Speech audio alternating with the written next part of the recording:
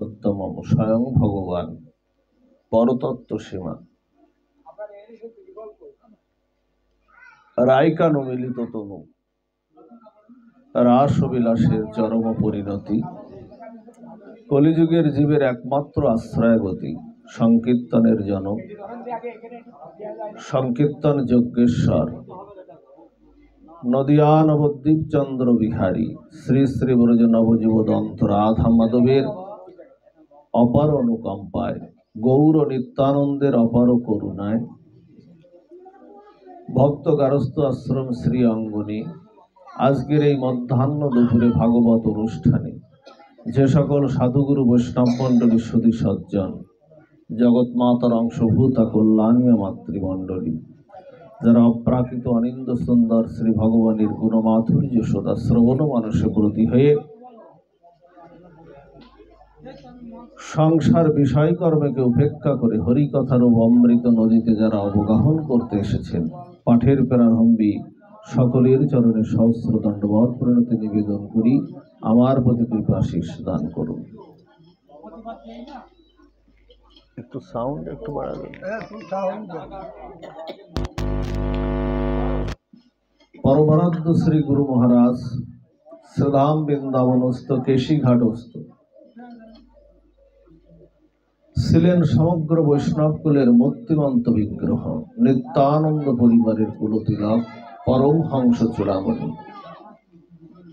ভাগবত সিদ্ধান্ত কেশরী আন্তর্জাতিক ভাগবত হরিনাম প্রচারকারী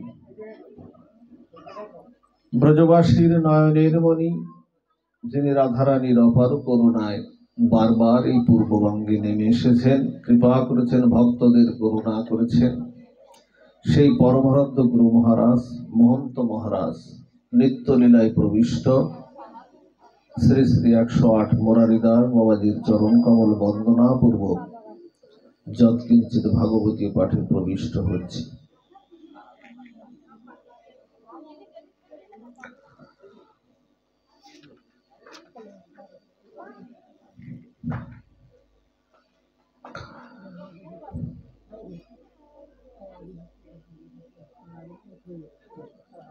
খেয়াল দিন মা, শ্রীমদ্ ভগবদ গীতায় 10ম অধ্যায়ের 10ম নম্বর শ্লোকে পার্থসারথী ভগবান শ্রীকৃষ্ণ আমার অর্জুনকে উদ্দেশ্য করে অর্জুনকে লক্ষ্য করে সারা বিশ্ব মানবের প্রতি শ্লোক উচ্চারণ করেছিলেন। তো এই 10ম নম্বর 10ম শ্লোকে বলা হলো, গোবিন্দ বললেন যে তেষাং সতত যুক্তানাম ভজতাম প্রীতিপূর্বকম দদামি বুদ্ধিযোগং তং যেন মামুপজ্জান্তি। এই শ্লোকের হলো মর্মার্থটা হলো, সাধারণ মর্মার্থটা হলো এই,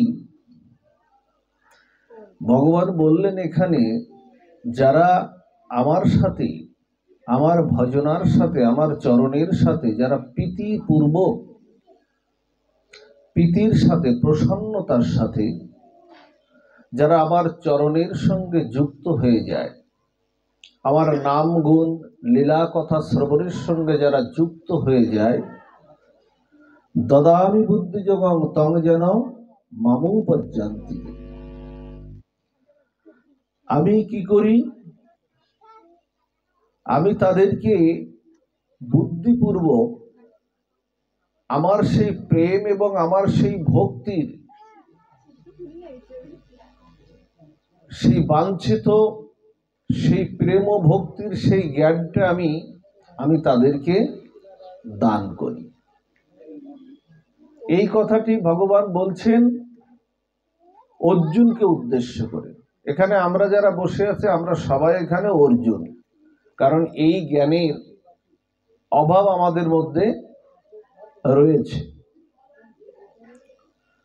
তো এই জন্য বললেন যে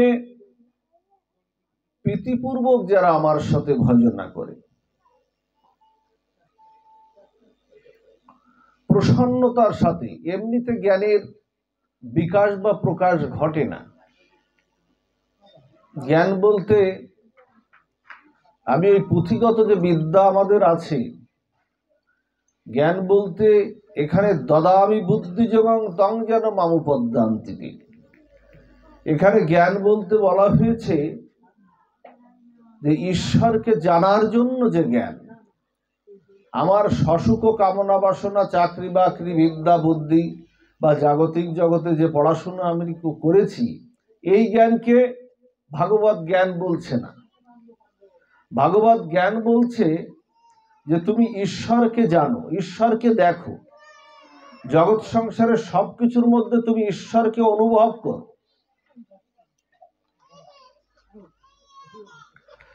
জগৎ সংসারে এই যে মালাটা আমার গলে পরিয়েছেন, তুমি মালাটাকে দেখো না, এর মধ্যে মালার মধ্যে যে সুতো আছে, সুতোটা না থাকলে কি মালা কি এইভাবে রূপ নিতে পারতো? মালা বিচ্ছিন্ন ভাবে থাকতো না। তা বলছে তুমি মালাটাকে দেখো না, মালার মধ্যে যে সুতোটাকে তুমি দেখো। জগৎ সংসারের অন্য কিছুকে দেখো না, সবকিছুর মধ্যে তুমি ভগবানকে দর্শন করো। এটাই হলো জ্ঞান। বেদে বলা হলো যে সর্বখলিদং ব্রহ্ম, ওদিকে কারো দৃষ্টি দেওয়ার দরকার নেই, ওরা যা করে আপনারা এইদিকে দৃষ্টি দেন, আপনারা এইদিকে, ওদিকে যা হয় হোক। এই কাজগুলো আগের কাজ, এগুলো কাজগুলো এখনকার কাজ না। তো বলছেন বেদে বলা হলো যে সর্বখলিদং ব্রহ্ম, আবার গীতায় কি বলা হলো? সর্বখলিদং মানে সবকিছুর মধ্যে ঈশ্বরকে অনুভব করো। করি তো আমরা সবকিছুর মধ্যে ঈশ্বরকে অনুভব করি তো, তিনি সবার মধ্যে আছেন। আবার গীতায় বলা হলো কি? গীতায় বলা হলো, দেখবেন গীতা শাস্ত্র আমাদের জীবনের কত বড় পাথর, কত বড় পরমার্থ আমাদের জীবনে বয়ে আনতে পারে। গীতায় বলা হলো যে ঈশ্বর সর্বভূতানাং হৃদ্যেশ্বর্জুন তিষ্ঠতি ব্রাহ্মণ সর্বভূতানি যন্ত্র রূঢ়ানি মায়া। বলছেন যে ঈশ্বর সর্বভূতে বিরাজ করছেন, তোমার মধ্যে ঈশ্বর আছে বিদায় তুমি এখনো চোখ মেলে মেলে তাকাচ্ছ, হাত পা গুলো নড়াচ্ছ, বা তোমার সমস্ত ইন্দ্রিয়গুলো কাজ করছে। কিন্তু যদি ঈশ্বর, যদি তোমার মধ্যে পরমাত্মা স্বরূপ যেদিন থাকবে না, বা যদি না থাকতো, তাহলে এই দৃষ্টি আর ইন্দ্রিয়গুলো দিয়ে তুমি এই দর্শন করতে পারতে না। এই জন্য বলছেন যে তুমি সবকিছুর মধ্যে আমাকে দেখো। রামকৃষ্ণ পরমহংসদেব বললেন কি? সেই দক্ষিণেশ্বর মায়ের, কালীঘাটে মায়ের রামকৃষ্ণ পরমহংসদেব, যিনি মাকে মা যার হাতে খেতেন, তুলে দিতেন, বলতেন মা তুমি খাও, গ্রহণ করো। সেই রামকৃষ্ণ পরমহংসদেব তিনি বললেন যে জাগতিক যে বিদ্যা বুদ্ধি তোমার আছে না, তুমি MA BA master degree, doctorate degree যা করেছ না, এটাকে বিদ্যা বলেননি রামকৃষ্ণ ঠাকুর।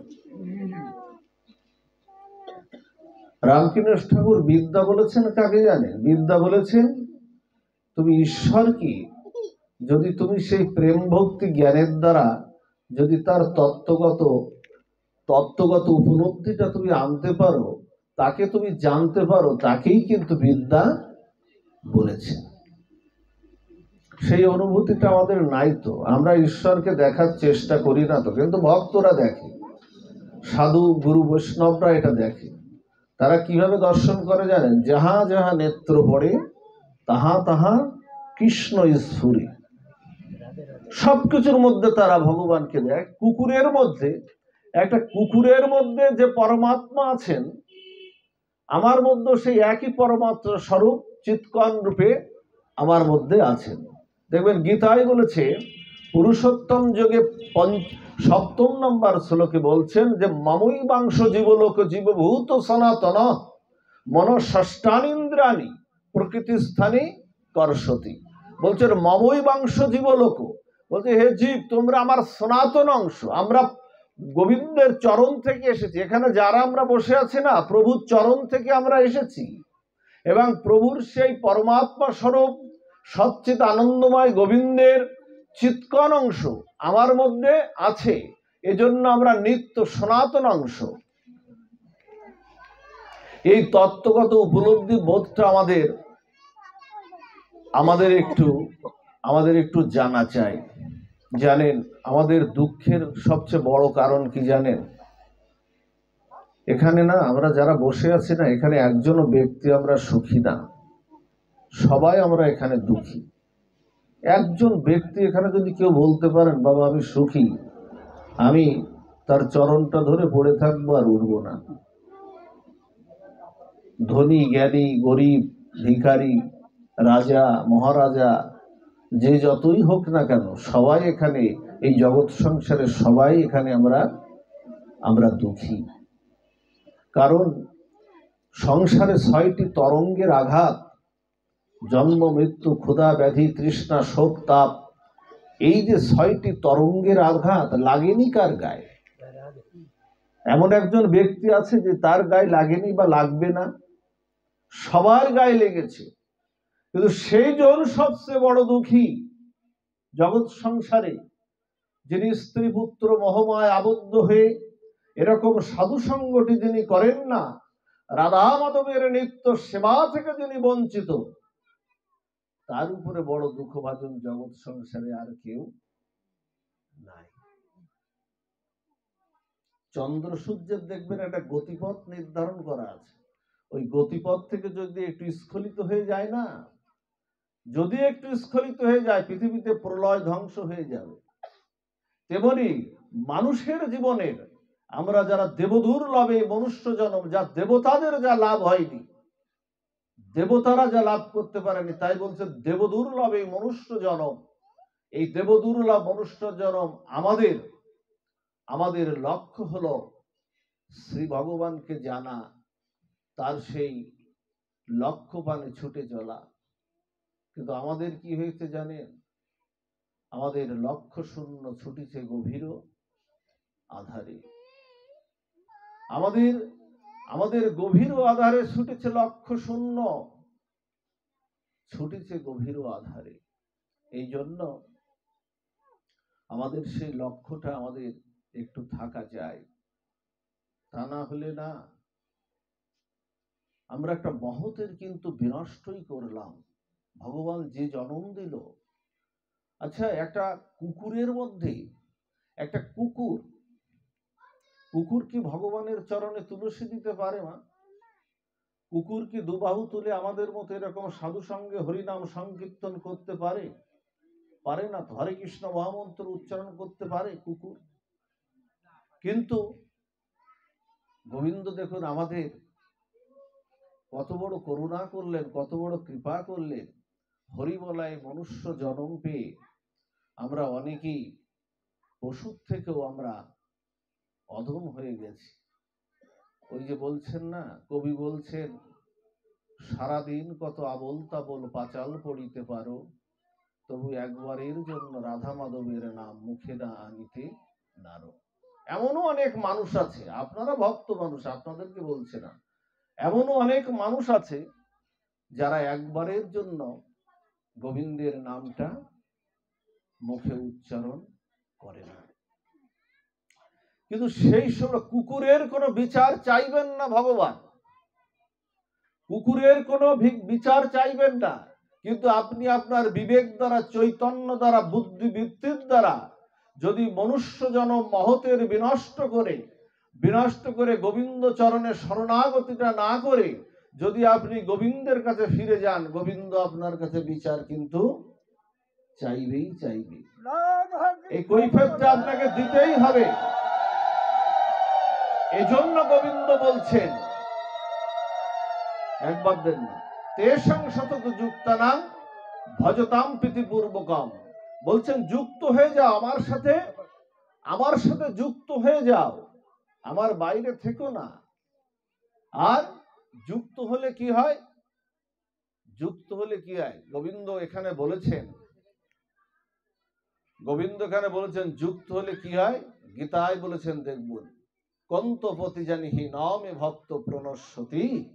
বলছেন কি? যুক্ত হলে কি হয়? আমি আমার ভক্তকে কখনো, আমার ভক্তের কখনো পতন হয় না, আমার ভক্তের কখনো ধ্বংস হয় না।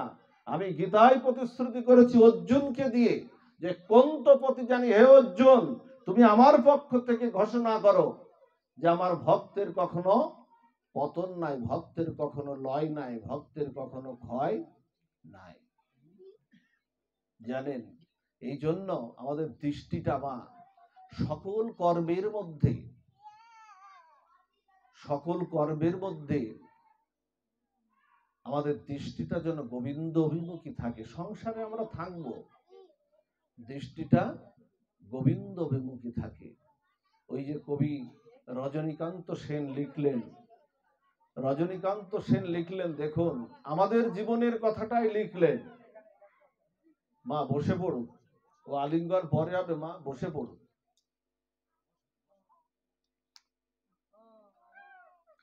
আমি সকল কাজের পাই হে সময়, তোমায় ডাকিতে পাইনি সময়। আমি চাহি ধারাসুত সুখ সম্মিলন, তব সঙ্গ সুখ আমি চাই না। আমি কতই যে যাই বৃথা পর্যটনে, ওগো তোমার কাছে তো আমি যাই না। আমি কত গান গাই মনের হরষে, ওগো তোমার মহিমা তো গাই না। আমি কত কিছু খাই ভস্য আর ছাই, তবে প্রেমামৃত তো আমি খাই না। আমি কত কিছু খাই, আমি কত কিছু, হ্যাঁ, কাজের যে সময় তোমায় ডাকিতে পাই না সময়। আমাদের সবচেয়ে বড় দুঃখের কারণ কি জানেন? ভাগবত বলছেন যে সাহানি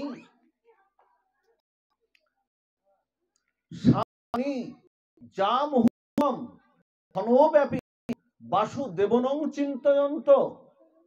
এটা ভাগবত বলছেন। তার মানে কি হলো? সাহানি, সমানে নিজের, হানি মানে ক্ষতি হয়ে গেল। সাহানি যা মুহূর্তম, বলছে এক মুহূর্তের জন্য তুমি যদি গোবিন্দ চিন্তা থেকে ভুলে গেলে, তাহলে তোমার বড় ক্ষতি হয়ে গেল। যা মুহূর্তম ক্ষণব্যাপী, বলছে এক ক্ষণকালের জন্য, বাসুদেবনং চিন্তয়ন্ত। এদেরকে একটু পিছনে নিয়ে যাওয়ার দরকার হয়। বাসুদেবনং চিন্তয়ন্ত, বলছে তোমার বড় ক্ষতি হয়ে গেল, বড় হানি হয়ে গেল। এই জন্য গোবিন্দের চিন্তা থেকে কখনো দূরে সরা যাবে না। দেখুন, আমাদের সবচেয়ে বড় দুঃখের কারণ কি জানেন? আমাদের সবচেয়ে বড় দুঃখের কারণ হলো শ্রী ভগবানের বিভু কথা। ভাগবত পাঠ শুধু যে এখানটা আমরা শুধু করে চলে গেলাম তা না, এখান থেকে কিছু বোঝার জিনিস আছে, বোঝানোর জিনিস আছে, কিছু বুঝে নিয়ে যাওয়ার জিনিস আছে। এগুলো একটু বুঝতে হবে, হরি কথায় এগুলো একটু জানতে হবে আপনাদের। শ্রী ভগবানের বিভু কথা জীবের সর্ব অনর্থের মূলীভূত কারণ। কৃষ্ণ ভুলি যে জীব অনাদি বহির্মুখ, অতএব মায়া তারে দেয় সংসার দুঃখ। কৃষ্ণ ভুললেই কিন্তু দুঃখ জগৎ সংসারে। আবার কি বললেন? মায়া আপনার থাকবে না। কৃষ্ণ সূর্য সম, মায়া হয় অন্ধকার, যেথা কৃষ্ণ সেথা নাই মায়ার অধিকার। দেখবেন কথাগুলো তো কথা না, এ কথাগুলো তো হৃদয়ে একেবারে বাঁধিয়ে রাখবার মতো কথা। গীতায় আবার বলেছেন, দেখবেন, দৈবীহস্য গুণময়ী মম মায়া দূরত্বয়া, মামেব যে প্রপাদ্যন্তে মায়া মেতাং তরন্তিতে।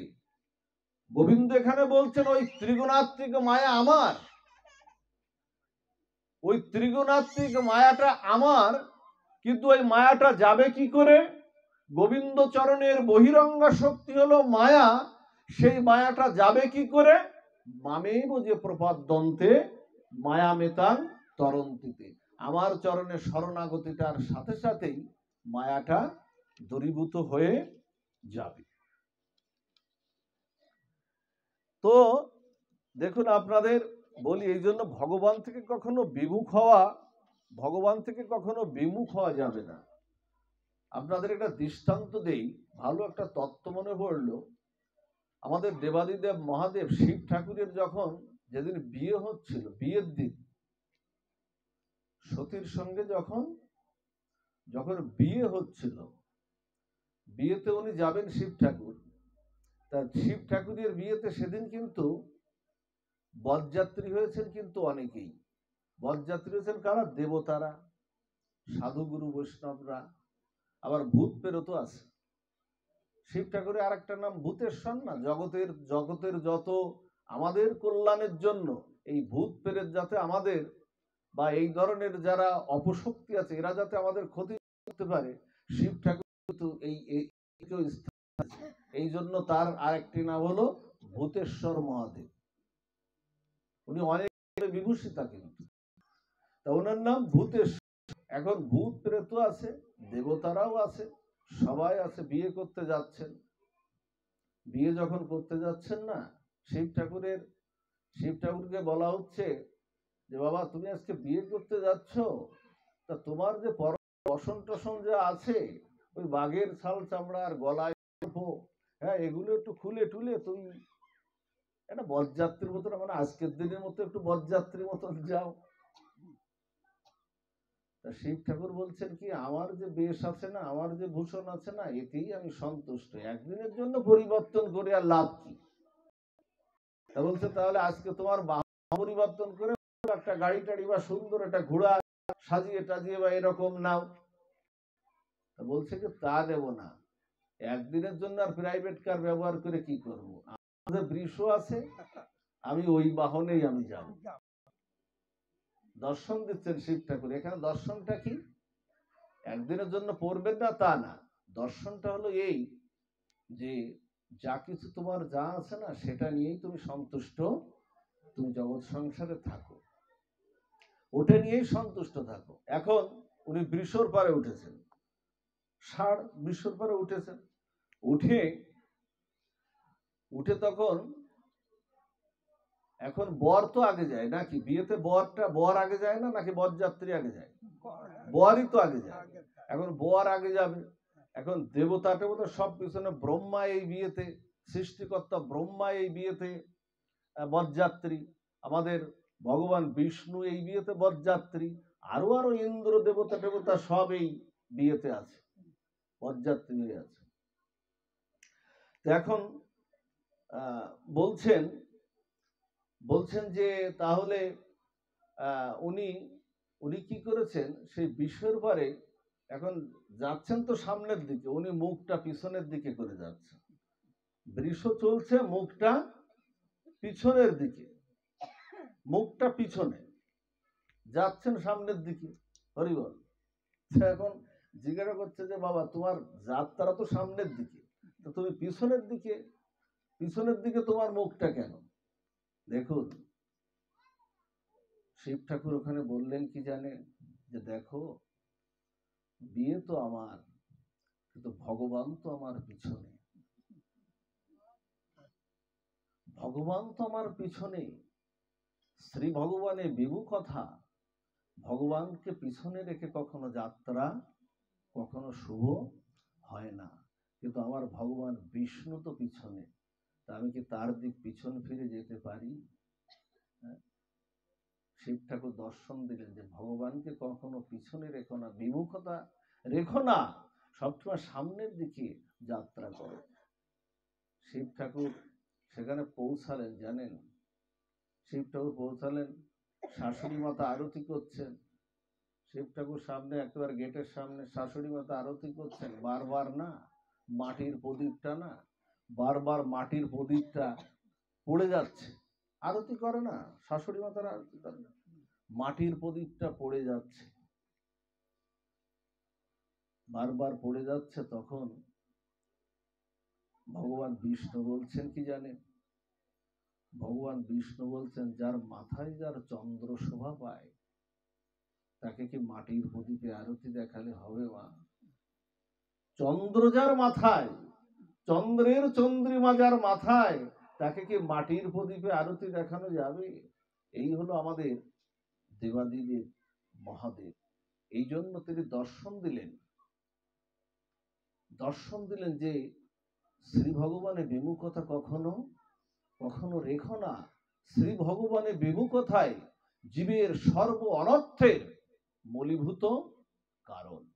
এই জন্য ভগবানের সঙ্গে আমরা যেন যুক্ত হয়ে যাই।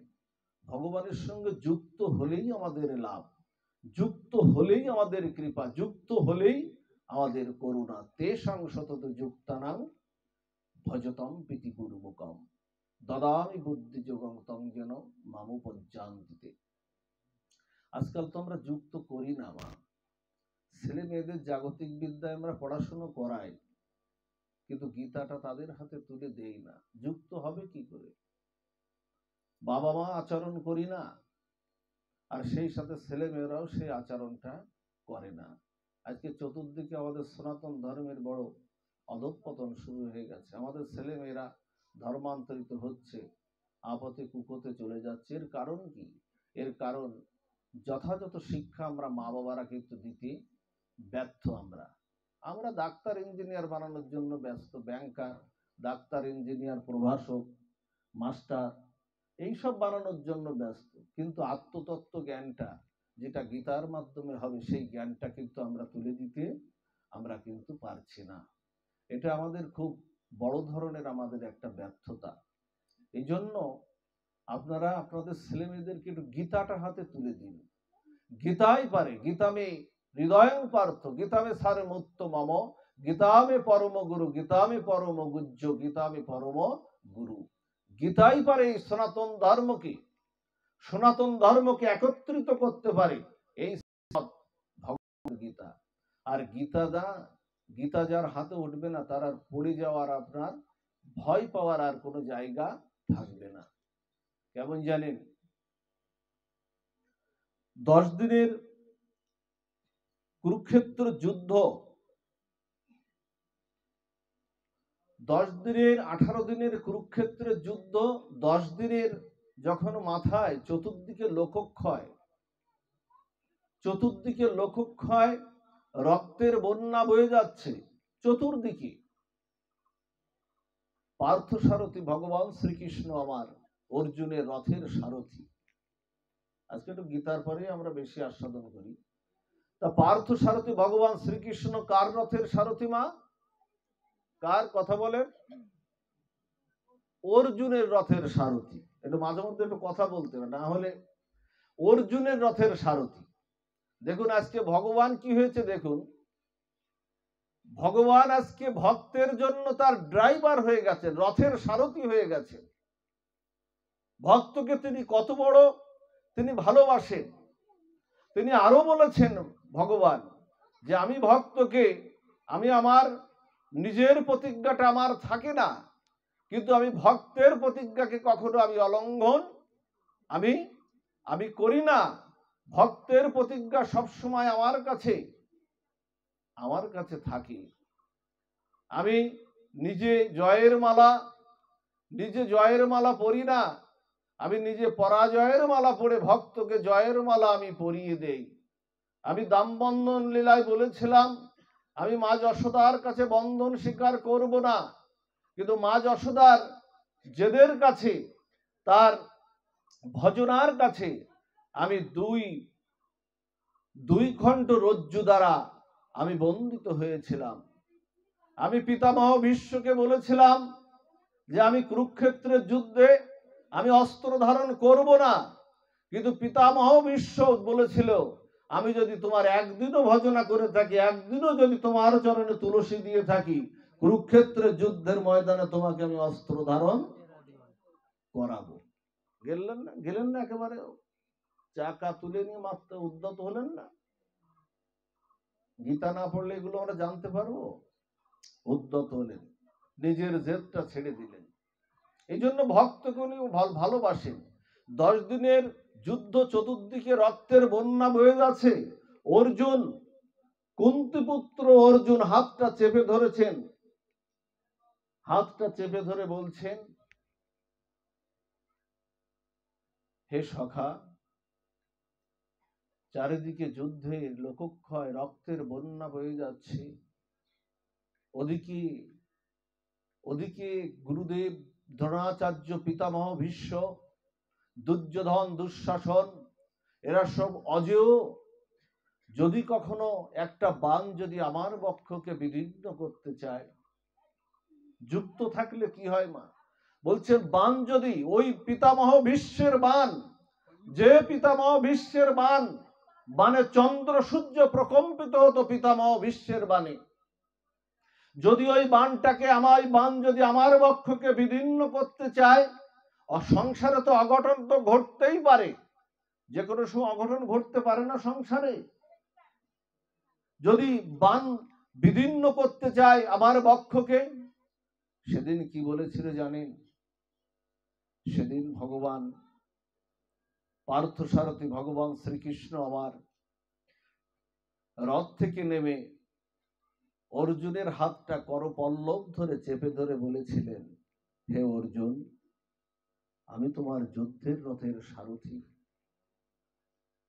তুমি জেনে রেখো, ওই পিতামহ ভীষ্ম, দ্রোণাচার্য আর দুর্যোধন, দুঃশাসন আর অশ্বত্থামার বাণ যদি তোমার বক্ষকে বিদীর্ণ করতে চায়, সেদিন আর তোমার যুদ্ধের রথের সারথি আমি থাকবো না, তোমার জীবন রথের সারথি হয়ে সেদিন আমি তোমাকে রক্ষা করব। এই তো, এই জন্য মা, এই জন্য বলি কি জানেন মা, বলি কি জানেন, যুক্ত হয়ে যান, বিপদ থেকে হওয়ার জন্য যুক্ত হয়ে যান ভগবানের সাথে, অগণ থেকে নিষ্কৃতি পাওয়ার জন্য যুক্ত হয়ে যান ভগবানের সাথে। তার সঙ্গে যুক্ত হলেই আপনার কৃপা, অন্তকালেও কৃপা, সংসারেও কৃপা, অন্তকালেও কৃপা। যুক্ত হলে কি হবে? আপনাদের মনে আছে, আপনাদের মনে আছে বেনাপোল পাটবাড়ির জঙ্গলে হরিদাস ঠাকুরকে 22 বাজারে বেত্রাঘাত করা হয়েছিল না মা? আপনারা জানেন তো, 22টা বাজারে হরিদাস ঠাকুরকে বেত্রাঘাত করে হয়েছিল। নামাচার্য হরিদাস ঠাকুর,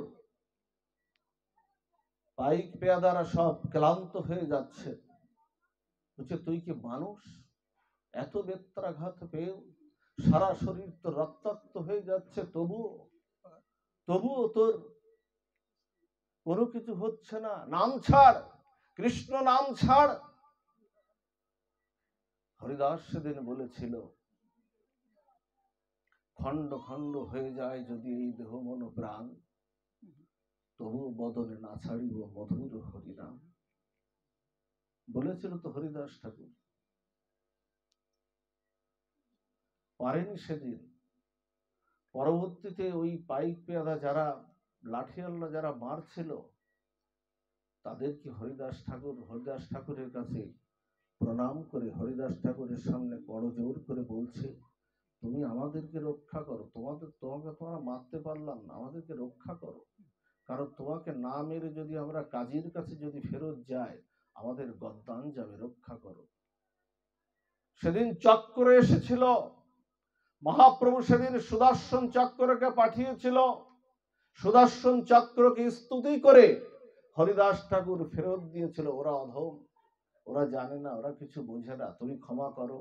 আর হে মহাপ্রভু গৌর সুন্দর, তুমি তো বলেছিলে এ যুগে তুমি অস্ত্র ধরবে না, এ যুগে তুমি সুদর্শন ছেড়ে দেবে, নাম অস্ত্র, প্রেম অস্ত্র ছেড়ে দেবে, তুমি প্রেমের অস্ত্র দিয়ে, নামের অস্ত্র দিয়ে তুমি জগৎ সংসারকে উদ্ধার করবে, তাই তো তুমি কথা দিয়েছিলে।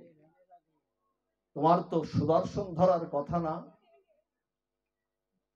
জানেন, হরিদাস ঠাকুর বলেছিলেন, তোমাদের কোনো ভয় নাই, আমি কিছুক্ষণের জন্য সমাধিস্থ হয়ে যাচ্ছি, তোমরা আমাকে গঙ্গার জলে, সুরধনীর গঙ্গার জলে ভাসিয়ে দাও আর প্রচার করো মারা গেছে হরিদাস ঠাকুর, ওদেরকে বাঁচানোর জন্য।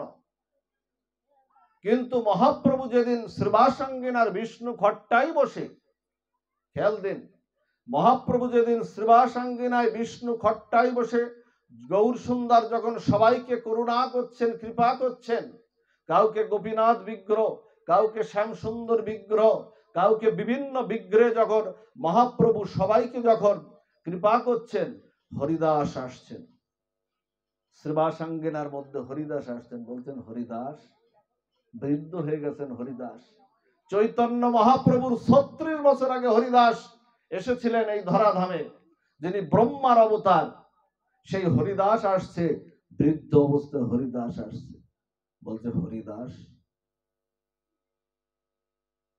বলো, আমি সবাইকে বর দিচ্ছি, হরিদাস তুমি কি চাও?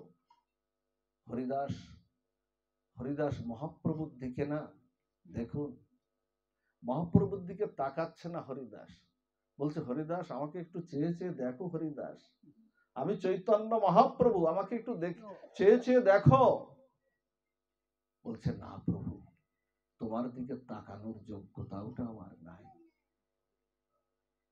নামের আচার্য হরিদাস, তিনি বলছেন তোমার দিকে তাকানোর মতো ভজন আমার নাই। আছে আমাদের, একটুখানি ভজন করেই তো আমরা অনেক কিছু নিজেকে মনে করি। জীবনে সবসময় দুটো লাইন মা একটু খেয়াল রাখবেন, নিজেকে অযোগ্য হীনবুদ্ধি, তাহাতেই প্রেম তাহাতেই সর্ব সিদ্ধি। সবসময় নিজেকে অযোগ্য ভাববেন, তাহলেই তাহাতে প্রেম তাহাতে সিদ্ধি। বলছে না প্রভু, মহাপ্রভু বলছেন তুমি আমার কাছে বর চাও। হরিদাস, তুমি আমার কাছে বর চাও, আজ তোমাকে বর দেব। তুমি তো নিজের জন্য কোনো কিছু ভাবনি, সারা জীবন আমার কৃতিত্বে কামনার জন্য আমার চরণের সঙ্গে যুক্ত হয়ে আমার সেবা সুখ কামনা করে, আমার প্রসন্নতা কামনা করে তুমি সারা জীবন তুমি ভেবেছো আমাকে, বলো আজ তোমাকে বর দেব। হরিদাস কি বর চাইলো জানেন মা? হরিদাস বর চাইলো, প্রভু বর দিদি যদি হয় তুমি এই বরই আমায় দাও। তোমার চরণ ভজে যে সকল দাস, বলছেন তোমার চরণ ভজে যে সকল দাস, তাদের উচ্ছিষ্ট, মানে তারা খেয়ে টেয়ে এঁটো পাতা ফেলে যাবে, তো খেয়ে টেয়ে এঁটো পাতা ফেলে যাবে, তাতে দুই চারটা যা থাকবে, দুই চারটা যা ছড়ানো বড়ানো থাকে না। বলছে তোমার চরণ ভজে যে সকল দাস, তাদের সেই উচ্ছিষ্ট হয় যেন আমার মোর গ্রাস।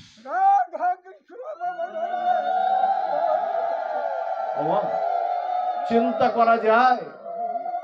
আর যদি তাও আমার সে কৃপাও যদি না হয় প্রভু, আমার যদি ওই কৃপাটাও যদি আমার না হয়, তাহলে আমাকে অন্তত অভক্ত করে রেখো না। তোমার যেসব ভক্ত ভগবানের উচ্ছিষ্ট অদরামৃত গ্রহণ করে, তাদের সেই দুয়ারে আমাকে একটু কুকুর করে তুমি আমাকে একটু রেখো, যেন সেই উচ্ছিষ্ট খেয়ে আমি যেন প্রেম পেতে পারি, ভক্তি পেতে পারি। কুকুর করিয়া রাখো মোরে, ভক্ত করে, আমাকে অভক্ত করো না, কুকুর করেও আমাকে যেন ভক্ত করে রাখো। বৈষ্ণবের দ্বারে যদি হইতাম কুকুর, প্রসাদ দিয়ে তরাইতেন বৈষ্ণব ঠাকুর। তা মহাপ্রভু বলছেন হরিদাস, এবার এই সব প্রার্থনার পরে বলছে হরিদাস, তোমাকে যেদিন 22 বাজারে, মা আলোচনার টানগুলো খেয়াল রাখবেন, আলোচনার বিষয়বস্তু আমাদের কি ছিল? তেষাং সতত যুক্তানা, ভগবানের সঙ্গে যুক্ত হওয়া। মা পারলে পাটা সোজা করে রাখেন, যদি অসুবিধা হয় চেয়ারে বসেন না, ভাগবতের দিকে পা দিয়ে বসতে নেয়। জয় রাধে। অসুবিধা হচ্ছে আপনার, তবু কষ্ট করেন। তো বলছেন হরিদাস, তোমাকে যেদিন 22 বাজারে বেত্রাঘাত করা হয়েছিল, তুমি কি কোনো আঘাত পেয়েছিলে হরিদাস? বলছে না তো প্রভু, আমি তো কোনো কষ্ট পাইনি। 22টা বাজারে বেত্রাঘাত হলো হরিদাস, কোনো কষ্ট পাইনি। কেন পাওনি জানো? চৈতন্য মহাপ্রভু সেদিন সমস্ত বস্ত্রটা উত্তোলন করে, আমার চৈতন্য মহাপ্রভু যেদিন বস্ত্রটা উত্তোলন করে দেখাচ্ছেন, এই দেখো 22 বাজারে বেত্রাঘাত তোমার অঙ্গে না লাগলেও তুমি হরে কৃষ্ণ নামের সঙ্গে যেহেতু যুক্ত ছিলে, নাম আর নামই অভিন্ন, কোনো ভেদ নাই। ওই প্রত্যেকটা আঘাত আমি চৈতন্য মহাপ্রভু, আমি প্রত্যেকটা আঘাত আমি আমার নিজের অঙ্গে আমি নিয়ে নিয়েছিলাম। এই হলো নামের সঙ্গে যুক্ত হওয়া, ভগবানের সঙ্গে যুক্ত হওয়া। প্রত্যেকটি আঘাত আমার চৈতন্য মহাপ্রভু নামের শ্রীমূর্তিমন্ত বিগ্রহ তিনি নিয়েছিলেন। ওমা, এর চেয়ে আর কি পাওয়া আছে, আমাদের কি চাওয়া আছে? ভগবান আজকে নিজেই আঘাতটা নিচ্ছেন। এই জন্য না, যুক্ত হয়ে গেলে না তখন আপনার নিজের আর সত্তা থাকে না, ওই সত্তাটা ভগবানের থাকে। আপনাদের মনে আছে মা, ব্রজবাসীরা যেদিন ইন্দ্র পূজা যেদিন বন্ধ করে দিয়েছিল, আপনারা জানেন তো, ইন্দ্র পূজা বন্ধ করে দিয়ে কি পূজা করলো? গিরি গোবর্ধন পূজা বা গিরি গোবর্ধন পূজা।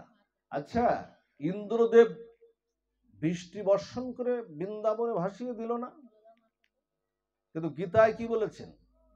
গীতায় ভগবান বলেছেন, মৎস্যযোগে বলেছেন, সর্বধর্মান পরিত্যাজ্য মামেকাং শরণাং ব্রজ অহং তাং সর্ব পাপেভ্যো মোক্ষয়িষ্যামি মা শুচো। যদি তোমরা যদি সকল কিছু বাদ দিয়ে শুধু আমার ভজনা করো। আমাদের কত ভজনা আছে না, দেব দেবতা কত ঋণ আমরা আবদ্ধ না মা, পারবো শোধ করতে? এত ঋণ শোধ করতে পারবো? এখন যদি সূর্য দেবতা আপনার সামনে উদিত হয়ে এসে বলে যে বাবা এ পর্যন্ত দুটো বিল কাটা পড়ল, তোমার দুটো বিল বাকি হলো, তো লাইনটা বিদ্যুতের লোক এসে কেটে দিয়ে যাবে, দেবে না? পাওয়ার ডেভেলপমেন্ট বোর্ড এসে কেটে দিয়ে যাবে না দুটো বিল বাকি পড়লে? তো উনি যদি সূর্য নারায়ণ যদি আপনার সামনে উদিত হয়ে বলে বাবা এ পর্যন্ত আমার কাছ থেকে কত আলো নিয়েছো, এ পর্যন্ত তোমাকে নিরবিচ্ছিন্ন কত আলো আমি দিয়েছি, তা সেই বিলটা একটু পরিশোধ করো। আছে কারণ অর্থ আছে? তেমন আছে? লোডশেডিং বিহীন আলো, এই আলোর তো লোডশেডিং আছে, মাঝে মধ্যে 2-1 ঘন্টা বন্ধ হয়ে যায় না? আচ্ছা, উনি যদি উদিত হয়ে বলেন যে আমার এ পর্যন্ত যত আলো নিয়েছে একটু দাও। আচ্ছা, আমরা 25-26 হাজার বার আমরা অক্সিজেন আমরা গ্রহণ করি। আচ্ছা, পবন দেবতা যদি উদিত হয়ে এসে বলে যে এ পর্যন্ত যত বাজারঘাট তুমি করে খাও, তাই এ পর্যন্ত যত অক্সিজেন আমার কাছ থেকে নিয়েছো তা একটু দাও। জল তো তল দিয়ে একেবারে আমাদের ডিপ টিউবওয়েল পুতলে বা কোনো টিউবওয়েলের জলই আমরা পাচ্ছি, এর জন্য কোনো বিল দিতে হয় না। তাই জল বরুণ দেবতা এসে যদি বলে দাও বিলটা, পারবো না। সত্য বসুমতার পরে এই যে বসে বসে আমরা কত অত্যাচার করি, বসে বসে ভাগবত পাঠ শুনছি, কত অত্যাচার, কত ঋণে আমরা আবদ্ধ। যিনি আমাদের ধন ঐশ্বর্য, যিনি আমাদের অন্নদাতা, সেখানেও আমরা কত ঋণে আবদ্ধ। কই এই ঋণ শোধ করতে আমরা পারি না? গোবিন্দ সেখানে বললেন কি জানেন? ব্রজবাসীদের বললেন ওই ইন্দ্র পূজা বাদ দাও, ওরা যা নেয় না ওরা আমার কাছ থেকে ধার নিয়ে নেয়। এই চেয়ারম্যান মেম্বাররা যা দেয়, আপনাদের যা দেয়, যাদেরকে দেয় ওরা কোথার থেকে এনে দেয়? সরকারের তরফ থেকে, একেবারে প্রধানমন্ত্রীর থেকে সে দেয়, তাই আপনাদের দেয়। আলাদা করে ওদের কোনো বাজেট আছে নাকি? ভগবান দেয়, তাই দেবদেবীরা আপনাকে দেয়। এই জন্য বলছেন ইন্দ্র পূজা বাদ দিয়ে গিরি গোবর্ধনের পূজা করো, সর্বধর্মান পরিত্যাজ্য। কই তাদেরকে কি ভাসাতে পারলো? তাদের কি ভাসাতে পারেনি? তো বৃন্দাবনের একটা পিপিলিকারও ক্ষতি করতে পারেনি ইন্দ্রদেব। এই জন্য কেন পারেনি? 7 দিন ধরে সেই বর্ষা যে বৃষ্টি হয়েছিল, ব্রজবাসীরা 7 দিন ধরে কৃষ্ণ ভগবান শ্রীকৃষ্ণ তার কনিষ্ঠ আঙুলে গিরি গোবর্ধন পর্বত উত্তোলন করে রেখে ব্রজবাসীদের তিনি আশ্রয় দিয়েছিলেন।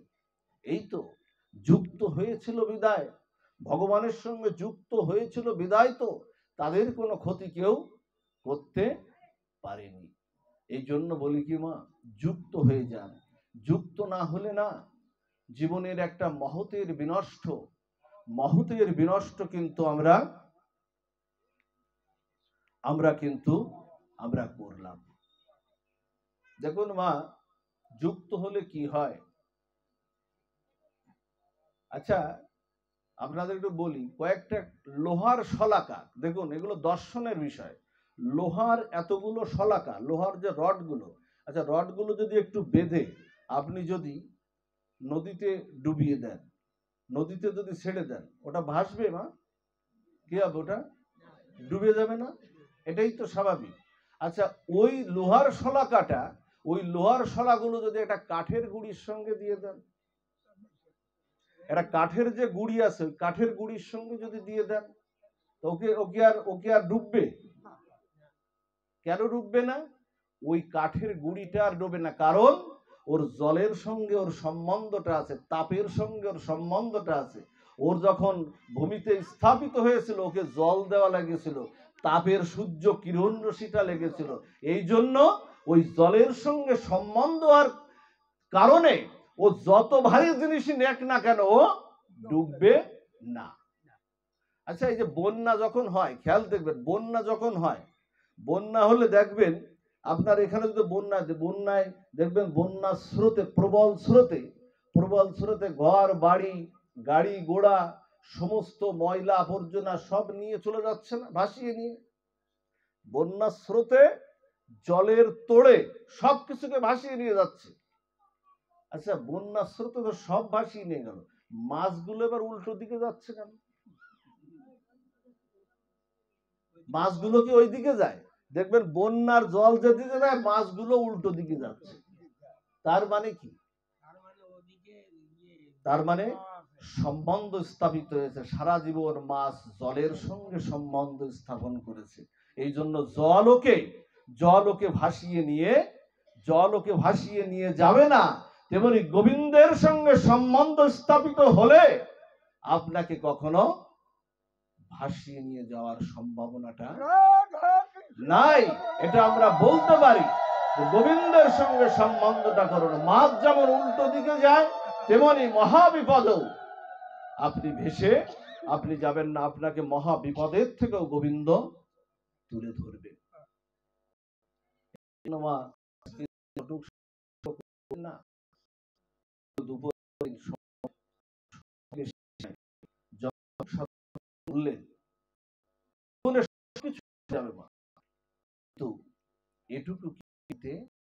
এটুকু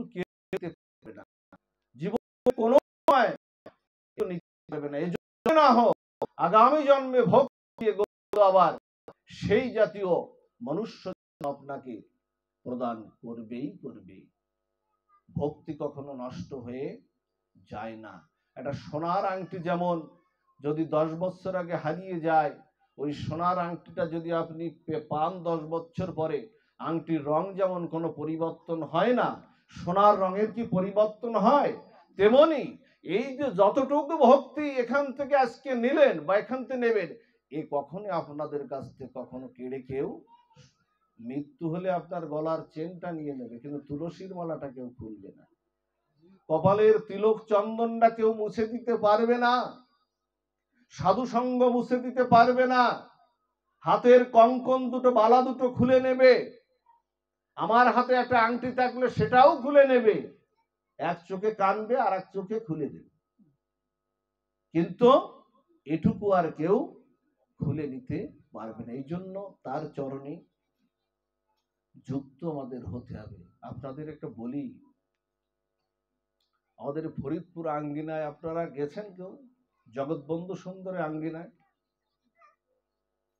গেছেন? আপনি গিয়েছেন? এই ফরিদপুর আঙ্গিনায় জগৎবন্ধু সুন্দর ছিলেন, যিনি একজন মহাবদান্য অবতার। সেখানে কিন্তু 24 আওয়ার্স 24 ঘন্টা কিন্তু হরিনাম হয়। এখনো পর্যন্ত কোনো হরিনাম কখনো বিশ্রাম হয় না, সব সময় একদল বাদ দিয়ে একদল হরিনাম হচ্ছে। এই জগৎবন্ধু সুন্দর মহাপ্রভুর নাম গুণকথা নাম লীলা প্রচারে তিনি ব্যাপৃত ছিলেন। একদিন হয়েছে কি, জগৎবন্ধু সুন্দরের একজন ভক্ত ছিল, ভক্তির কথাটা আপনাদের বলছি। একজন ভক্ত ছিল, তার নাম ছিল বিধান। জগৎবন্ধু সুন্দরের গ্রন্থে এটা লেখা। তার নাম ছিল বিধান। বিধান গুরুদেবের সেবা করত, জগৎবন্ধুর সেবা করত। জগৎবন্ধুর যখন সেবাটা করত না বিধান, হঠাৎ করে ভিতরে কাম প্রবৃত্তি জাগরিত হওয়ার কারণে জগৎবন্ধু সুন্দরের চরণে প্রণাম করেছে, বলছে বাবা সংসার করতে ইচ্ছা করে, আপনি অনুমতি দিন, আমি ছেড়ে যাই, গিয়ে সংসার করি। সংসারের দিকে মন খুব টানে।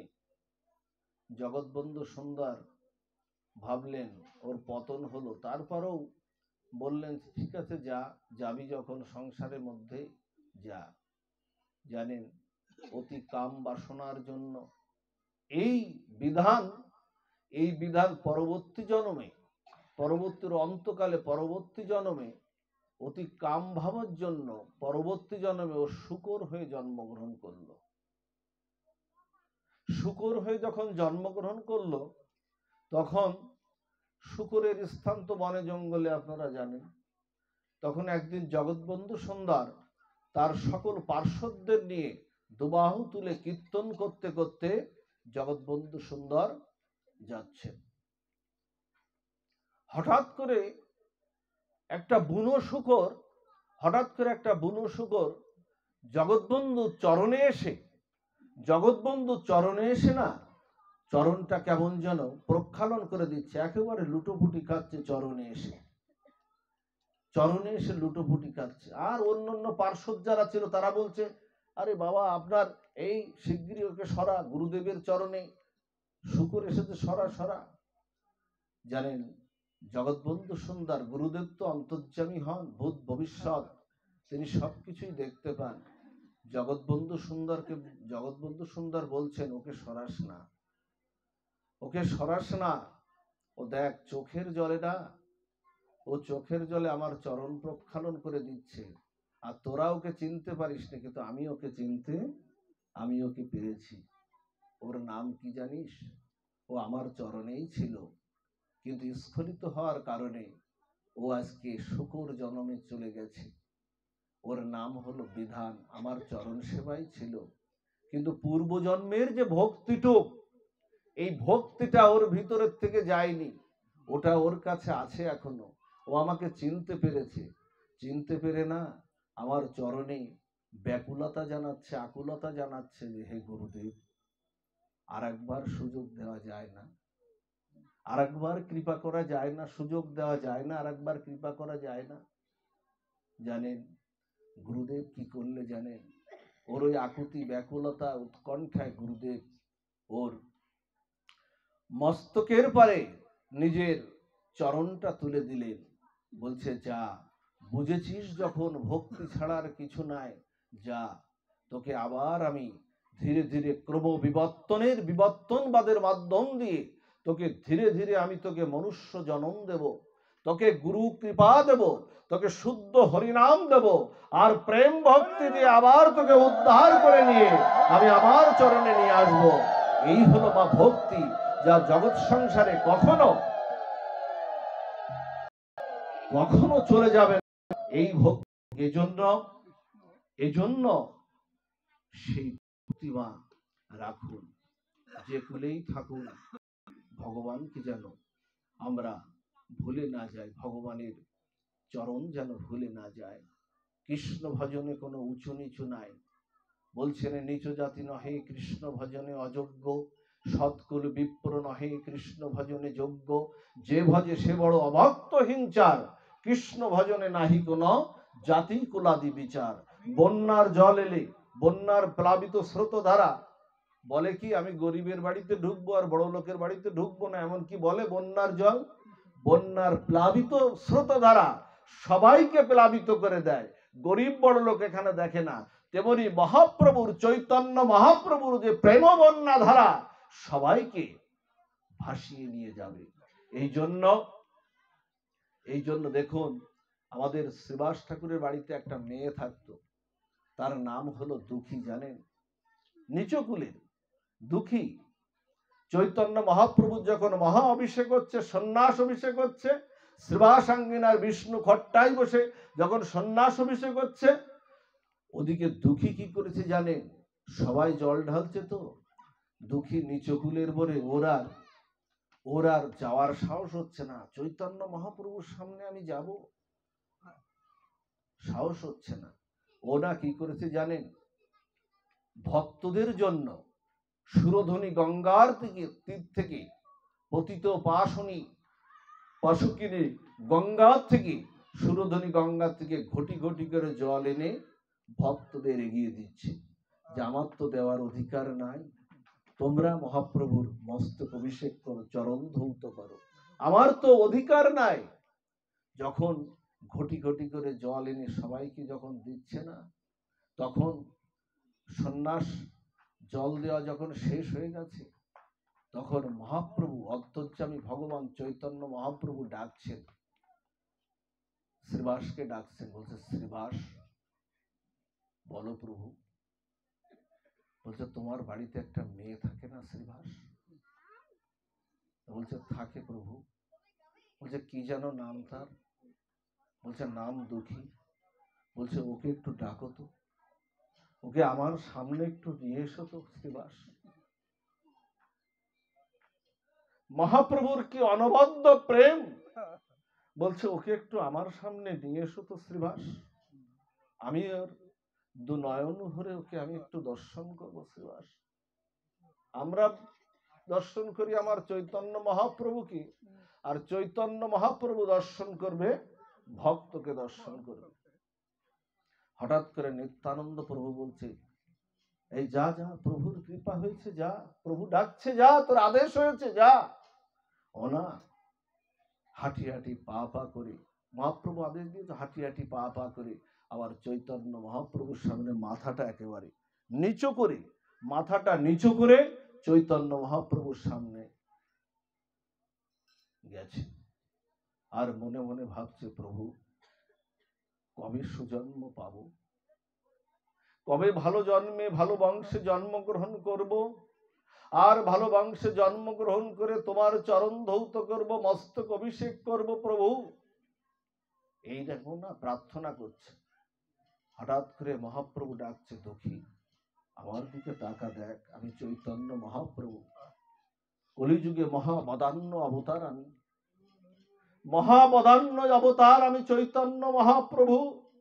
জগৎকে প্রেম দিতে আমার অবতার হয়েছে, নাম প্রেম দিতে আমার অবতার। আমার দিকে তাকা, আমাকে দর্শন কর, আমার দিকে দর্শন কর। ওনা বলছে কি জানেন? ও বলছে কি যে প্রভু তোমাকে দর্শন করার যোগ্যতা আমার তো নাই, তুমি তো সাক্ষাৎ ব্রজেন্দ্র নন্দন, তুমি তো যশোদা নন্দন, তোমাকে দর্শন করার যোগ্যতা আমার নাই। বলছে তা আমার দিকে আমার মস্তকে জল দিতে চেয়েছিস, আবার অভিষেক করতে চেয়েছিস, চরণ ধৌত করতে চেয়েছিস, দেনা জল, দেনা মস্তক করে। ওরে তোর দেওয়া জল না আমার সন্ন্যাস অভিষেক পূর্ণ হবে না, দে আমার মস্তক অভিষেক করে, চরণ ধৌত করে। কেঁদে ফেলেছে মহাপ্রভুর চরণে গিয়ে পতিত হয়ে বলছে প্রভু তুমি আমার জল কেন নেবে, তুমি সাক্ষাৎ ব্রজেন্দ্র নন্দন, তুমি আমার জল কেন নেবে? বলছে তোর জল নেব বলেই তো ডাকছি, দে না আমার মস্তক অভিষেক করে। দুঃখীর দেওয়া জলে সিক্ত হচ্ছে আমার চৈতন্য মহাপ্রভু। গঙ্গা জল আর দুঃখী চোখের জল একত্রিত করে আমার চৈতন্য মহাপ্রভুর চরণ ধৌত করছে আর মস্তক অভিষেক করছে। আর চৈতন্য মহাপ্রভু বড় প্রীত হয়েছেন দুঃখীর দেওয়া জলে, আজকে প্রীত হয়েছেন। জল দেওয়া শেষ হলে বলছে কি, জল দেওয়া শেষ হলে বলছে হ্যারে দুঃখী, হ্যারে শ্রীবাস, নিত্যানন্দ, উদ্ধারণ দত্ত, মুকুন্দ দত্ত, সবাইকে মহাপ্রভুর পার্শ্বদকে ডেকে নিয়ে সোমরা তোমাদের বলি একটা কথা শোনো। আজকে দুঃখী আমার সেবা করেছে, দুঃখী সাত পূর্ণ করেছে, শোনো আজ থেকে ওর নাম আর দুঃখীদা। যারা গৌর গোবিন্দের যারা সেবা করে তাদের নাম দুঃখী না, তাদের নাম হলো, ওর নামটা রাখলাম আজ থেকে সুখী। সেই ধরে দুঃখী নামটা পরিবর্তন হয়ে সুখী হয়ে গেল। এই জন্য গোবিন্দের সঙ্গে যুক্ত হওয়া, তার চরণে চন্দন চর্চিত করে একটা তুলসী পত্র দেওয়া, এটা এর মতো পরম সুখ জগতে আর কেউ পাবে না। এই সুখে যিনি সুখী হয়েছেন তার মতো সুখী আর কেউ জগতে নাই। এই জন্য তার চরণে যুক্ত হয়ে যান। কৃষ্ণকে জল তুলসী দেয় দেই জল, তার ঋণ শোধিতে কৃষ্ণ করেন ও চিন্তন। জল তুলসীর সমুয়ার নাহি কিছু ধন, তবে আত্মা করে বেশি কৃষ্ণ ঋণেরও শোধন। তিনি এমন ভগবান যিনি একটা তুলসী পত্র দিলে যিনি তার আত্মাকে পর্যন্ত বিক্রি করে দেন।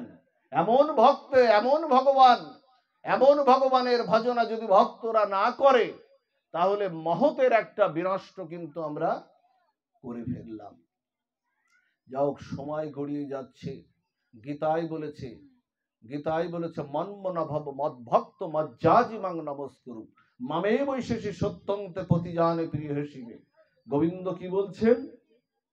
প্রথমে কি বললেন? মনটা মায়দা, মনমনা ভব। শ্লোকগুলো কিন্তু বোঝা চাই না। প্রথমে কি বললেন? মনমনা ভব, তুমি মনটা মায়দা। গোবিন্দ বলছেন কি, তোমার মনটা আমাতে দাও। ও মনটা তো আমার, তুমি অন্যদিকে দিও না, ওই মনটা আমাতে দাও। আপনি কি বলছেন জানে, প্রভু মন তো যায় না, মন তো স্বামী সংসার বৃত্ত বৈভব অনন্ত কামনা বাসনায় মন চলে যায়, তোমার দিকে তো যায় না, তুমি অন্য উপায় থাকলে তাই বল। এবার বলছে তাহলে একটু ভক্ত হও, মদ ভক্ত, মন মনা ভব চলে গেল। এবার বলতো মদ ভক্ত, আমার একটু ভক্ত হয়ে যাও। তোর ভক্ত হতে গেলেও তো আবার সংসার বিষয় ছেড়ে এসে এই 2-4 ঘন্টা আবার বসে থাকতে হবে, তোমাদের কথা শুনতে হবে, এও আমার সময় নাই, তুমি অন্য উপায় থাকলে তাই বল। এই এবার কি বললেন? মজ্জাজি, মনমনা ভব মদভক্ত মজ্জাজি। এরপরে বললেন তাহলে তুমি এক কাজ করো, ওই দুটো যখন পারবে না তাহলে মজ্জাজি, একটা চন্দন চর্চিত করে প্রতিদিন গৌর গোবিন্দের চরণে একটা তুলসী দিয়ে দাও, একটা তুলসী দিয়ে দাও। আপনি বলছেন কি জানেন, আমাদের মতো বা আমার মতো করে আপনি বলছেন, কখন তোমার চরণে তুলসী দেব? সকালবেলা স্বামী যায়, অফিসে যায়, ছেলে মেয়ে স্কুলে যায়, ক্যাডেটে পড়ে, ইংলিশ মিডিয়ামে পড়ে, স্বামী ব্যবসা বাণিজ্যে যায়, তার জন্য রান্না বান্না করে দিতে হয়, সংসারের নানান গৃহকর্ম। কখন ওই ঠাকুর ঘরে বসে বসে গলায় তুলসীর মালা দিয়ে, দাদু সঙ্গে তিলক চন্দনাদি দিয়ে কখন তোমার চরণে তুলসী দেব চন্দন ঘষে ঘষে? সেও তো একটা সময়ের ব্যাপার। তা তুমি অন্য উপায় থাকলে তাই করো। 3টে গেল। এরপরে কি বললেন? মাং নমস্কুর, মাং নমস্কুর, একটা প্রণামের কথা বললেন। বলছেন শোনো, 3টে যদি নাও পারো, গীতার সিদ্ধান্ত, তুমি যেখানেই যাও, ব্যবসায় যাও, বাণিজ্যে যাও, অফিসে যাও, স্কুলে যাও, কলেজে যাও, খেতে যাও, খামারে যাও, অন্তত পক্ষে মাং নমস্কুরু, আমি গীতায় বলেছি, তুমি একটা প্রণাম যদি করার তোমার অভ্যাস থাকে, তোমার এই উদ্ধত অহংকারী মস্তক, আমাদের এই মস্তকটা কিন্তু অত্যন্ত অহংকারী, উদ্ধত, না পারে গৌর গোবিন্দ চরণে যেমন নত হতে, না পারে সাধুগুরু বৈষ্ণব চরণে নত হতে। বলছে তোমার এই উদ্ধত অহংকারী মস্তকটা নত করে বলো, হে গোবিন্দ আমি তোমার। তবু এই অভ্যাসের কারণে, একটা প্রণামের কারণে, অন্তত পক্ষে যেদিন তোমার অন্তকাল আসবে সেদিন তোমাকে আমি উদ্ধার করে নিয়ে আমি বৈকুণ্ঠ গতি করে দিয়ে আমি তোমাকে সেবা দিয়ে দেব। এই হলো গোবিন্দের প্রণাম। এই জন্য মা মস্তকটা সমর্পণ করতে শিখুন। কেমন জানেন? আচ্ছা মা, আগুনের ধর্মটা কি? আগুনের ধর্ম কি? আগুনের ধর্ম তার দহিকা শক্তি, পোড়ানোর শক্তিটাই তো আগুনের ধর্ম, পুড়িয়ে দেওয়া ধর্ম না আগুনের ধর্ম। জলের ধর্মটা কি? জলের ধর্মটা হলো ভেজানো, দার্শনিক কথা। জলের ধর্ম হলো ভিজিয়ে দেওয়া। জলের কি আর কোনো ধর্ম আছে? আগুনের ধর্ম পোড়ানো, জলের ধর্ম ভেজানো। চিনির ধর্ম কি? মিষ্টতা প্রদান করা। আগুনের ধর্ম যদি ওর দহিকা শক্তি হয়, পোড়ানোর শক্তিটা হয়। চিনির ধর্ম যদি মিষ্টতা হয়, জলের ধর্ম যদি স্নাত করা হয়। যদি আপনাদের কাছে প্রশ্ন রাখি করজোড়ে মিনতি করে, তাহলে মানুষের ধর্মটা কি? মানুষের ধর্মটা হলো সংসারে গৌর গোবিন্দের, সংসারে থেকে গৌর গোবিন্দের চরণে যুক্ত হওয়াই হলো মানুষের প্রকৃত ধর্ম। এটাই হলো প্রকৃত ধর্ম। দেখুন, আপনাদের বলি, আমাদের একজন রাজা ছিলেন না, বলি রাজা। আমাদের একজন রাজা ছিলেন কি, বলি রাজা। নাম শুনেছেন বলি মহারাজের? আপনারা শুনেছেন, আপনারা ভক্ত মানুষ, আপনারা জানেন অনেক কিছু। এই বলি মহারাজ ছিলেন কে? প্রহ্লাদ মহারাজের পৌত্র ছিলেন বিরোচন, বিরোচনের পুত্র ছিল বলি।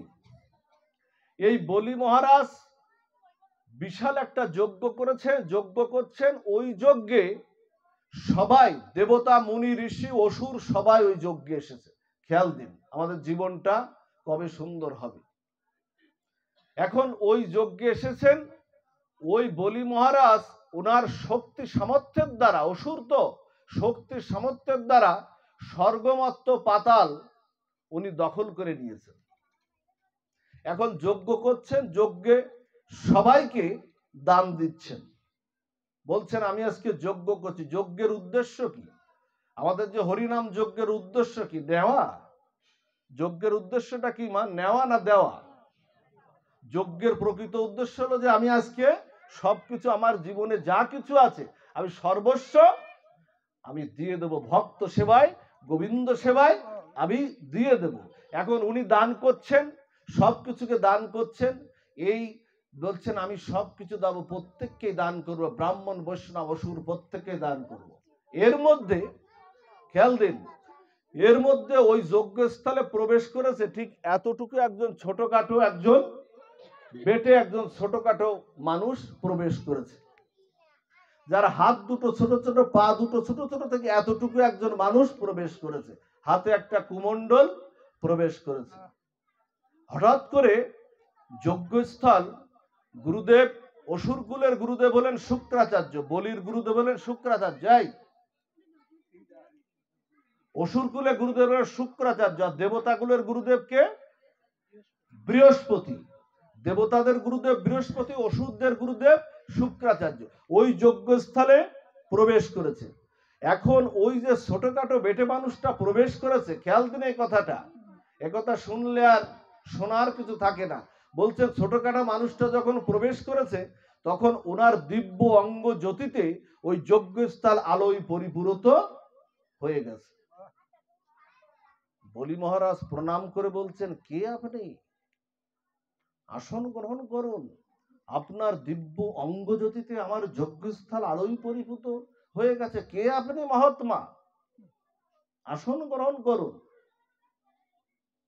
বলছে আমি বসতে পারি, আমার কিছু দান চাই। তো বলছে দান তো আমি সর্বস্ব দিতে রাজি আছি, আজকে আমি সবকিছু দিচ্ছি, কি চান বলুন। বলছে আমার বেশি কিছু জায়গা চাই না, বেশি কিছু চাই না, তার আগে তুমি কুমণ্ডলের জল হাতে নিয়ে মন্ত্রপুত করে আমার সামনে স্বীকার করো তুমি আমাকে দান দেবে কিনা। তো বলছে স্বীকারের আর কি আছে, দান আমি দেব। বলছে কি চাই? তো বলছে মাত্র আমার 3 পদ জায়গা চাই। আচ্ছা মানুষটা তো এরকম ছোটখাটো একটা, তার চরণ বা কতটুকু, 3 পদ কতটুকু নেবে সে? নাই এতটুকু নিল। তো বলছে মাত্র 3 পদ? বলি মহারাজ বলছেন মাত্র, আমরা যেমন বলি মাত্র 3 পদ নেবেন, আমার এত কিছু আছে, আপনি মাত্র 3 পদ? আরে আপনি আরো চান, আপনাকে আমি একটা রাজ্য দিয়ে দিতে পারি, আরো চান আপনি। তা বলছেন আমার আর কিছু চাই না, 3 পদ জায়গা চাই। এ কে জানেন? এ হলো ভগবান বামন অবতার। দাদা বলছে ভগবান বামন অবতার, ছোটখাটো বেটে মানুষ বামন অবতার হয়ে বলির যজ্ঞ সভায় প্রবেশ করেছে আজকে, বলিকে করুণা করার জন্য, কৃপা করার জন্য। দেখবেন ভগবান কাউকে দিয়ে কৃপা করে, কাউকে কিন্তু কেড়ে নিয়ে কৃপা করে। বলিকে কেড়ে নিয়ে কৃপা করলো, আবার ধ্রুব আর অম্বরীশকে দিয়ে কৃপা করলো। 2 ধরনের ভক্তকে কৃপা করে। এখন যেই না বলেছে নিন আপনি আপনার 3 পদ জায়গা, ওদিকে গুরুদেব দূর থেকে বলছে দাঁড়াও বলি, যেই দিতে যাচ্ছে গুরুদেব বলছে দাঁড়াও বলি, ওকে কিছু তুমি দিতে যেও না, ওর পরিচয় তুমি জানো না। গুরুদেব বুঝতে পেরেছে ও কি, গুরুদেব তো দূরদৃষ্টি সম্পন্ন অন্তর্যামী, গুরুদেব বুঝতে পেরেছে। বলছে দাঁড়াও বলি, ওকে কিছু দিতে যাও না, ওর পরিচয় তুমি জানো না, ও স্বয়ং ভগবান বিষ্ণু বামন অবতার হয়ে তোমার যজ্ঞস্থলে প্রবেশ করেছে। লক্ষ্মীপতি আমার লক্ষ্য জনার্দন আমার দুয়ারে ভিখারির মতো হাত পেতেছে, 3 পদ জায়গা দাও, আর আমি তার সেবা করব না? এদিকে গুরুদেব বলছেন দিও না, আবার ও বলছে যে ভগবান আজকে আমার দুয়ারে হাত পেতেছে, আর জগতে কি থাকতে পারে, আর আমি ভগবানকে ফিরিয়ে দেব, তা কি হয়? একদিকে গুরু আজ্ঞা, আর একদিকে ভগবান যদি আপনার দুয়ারে আসে, তার সেবা বঞ্চিত হওয়া যাবে? যদি আপনার দুয়ারে সকালে নারায়ণ চলে আসে, যদি এসে ভিক্ষা চায়, তা কি আপনি ফেরত দিতে পারবেন? যতই গুরুদেব আপনাকে বলুক না কেন। লক্ষ্মীপতি জনার্দন তিনি যদি চলে আসেন, এখন উভয় সংকটে পড়ে গেছে। গুরুদেব এদিকে বলেছেন, কিন্তু আমাদের ভাগবত পন্থাটা কি? আমাদের ভাগবত পন্থাটা হলো এই, যে কোন গুরুদেব যদি বলেন, খেয়াল নিয়ে যান এখান থেকে, কোন গুরুদেব যদি বলেন তুমি ভগবানের সেবাটা করো না, কৃপা করে সেই গুরুদেবকে আপনারা মানবেন না, তাকে পরিত্যাগ করে সদ্গুরুদেবে দীক্ষিত হবেন। গুরুদেবের প্রকৃত কাজটা হলো আমাদের জড়জাগতিক মোহমায়ার আবদ্ধতা কাটিয়ে শ্রী ভগবানের চরণে যুক্ত করে দেওয়াই হলো শ্রী গুরুদেবের কাজ। আমাদের ভাগবত পন্থাটা কি? আমাদের পিতামাতা পাঠিয়ে দেয় কোথায়? পাঠশালায়। পাঠশালা গুরু পাঠিয়ে দেয় শিক্ষা গুরুর কাছে, শিক্ষা গুরু পাঠিয়ে দেয় দীক্ষা গুরুর কাছে, দীক্ষা গুরু পাঠিয়ে দেয় হরিদাস ঠাকুরের কাছে, হরিদাস ঠাকুর পাঠিয়ে দেয় শ্রীবাসের কাছে, শ্রীবাস পাঠিয়ে দেয় গদাধরের কাছে, গদাধর পাঠিয়ে দেয় অদ্বৈত আচার্যের কাছে, অদ্বৈত আচার্য পাঠিয়ে দেয় বিষ্ণুপ্রিয়ার কাছে, বিষ্ণুপ্রিয়া পাঠিয়ে দেয় নিত্যানন্দের কাছে, নিত্যানন্দ পাঠিয়ে দেয় মহাপ্রভুর চরণে, মহাপ্রভু পাঠিয়ে দেয় মাধবী সেবার কাছে, মাধবী সেবা পাঠিয়ে দেয় সেবাকুঞ্জে, সেবাকুঞ্জ পাঠিয়ে দেয় ব্রজধামে, ব্রজধাম পাঠিয়ে দেয় নিত্য গোপীর কাছে, নিত্য গোপী পাঠিয়ে দেয় সিদ্ধ গোপীর কাছে, সিদ্ধ গোপী পাঠিয়ে দেয় রাধারানীর কাছে, আর রাধারানী পাঠিয়ে দেয় শ্রী গোবিন্দের চরণে, আমাদেরকে যুক্ত করে দেয়। বোঝা গেছে ভাগবত পাঠ? আপনারা বলতে পারেন, বাবা এত দূর যাব কি করে? এ তো অনেকগুলো সিঁড়ি, এত দূর যাওয়ার একটি মাত্রই সিঁড়ি আপনাকে পৌঁছে দেবে, সে হলো সদ্গুরু পাদপদ্ম। দেখবেন এই বড় বড় শহরে দেখবেন লিফটের বড় বড় বিল্ডিং আছে না, নিচে চাপ দিলে আপনাকে উপরে নিয়ে চলে যাচ্ছে, ঠিক তত্ত্বটিতে কেমন সদ্গুরুদেবের পাদপদ্ম আশ্রিত হলেই তিনি আপনাকে অতদূর পর্যন্ত নিয়ে যাবেন। বলি বললেন, আমি গুরু আজ্ঞা লঙ্ঘন করলাম, নিন আপনার 3 পদ জায়গা। 1 পদ বলছেন দেও জায়গা, 1 পদ যেই দিলেন না, উপরের যে 6টা না, ভূ ভব মোহ জন তপ সত্য, এই যে স্বর্গলোকটক সব এক চরণেই দখল হয়ে গেল। বলি বলছে, ওরে বাবা, ভগবানের চরণ এত বড়, ভগবানের চরণ এত বড়, ভগবানের চরণের অপেক্ষা সর্বাপেক্ষা বড় পৃথিবীতে আর কিছু নাই। বলছে আর একটা জায়গা দাও, আর একটা জায়গা দিলেই নিচের আমাদের 7টা আছে, আমরা যেখানে বসে আছি এর তলে 7টা, অতল বিতল পাতাল মহাতল রসাতল, এই নিচে 7টা, উপরে 6টা এক চরণে গেল, আর নিচের 7টা এক চরণে গেল। বলছে প্রভু 2 চরণেই তো আমার সব দখল হয়ে গেল। তা বলছে দেওয়ার কথা ছিল কয়টা? 3য় চরণ দেয়া, 3টা চরণ দেওয়ার কথা না? বলছেন প্রভু তোমার তো আর একটা চরণই নাই, তুমি যে আর একটা চরণ চাইছো প্রভু, কিন্তু তোমার তো আর একটা চরণই নাই। তখন ভগবান একটা চরণ বার করলেন, বলছে এই নাও চরণ। ভগবানের নাভি কমল থেকে শতপদ্মের ন্যায় একটা চরণ উদ্ধৃত হতে লাগলো, বলছে এই নাও চরণ। এই 3য় চরণটা বের করলেন, কেন জানেন ভগবান?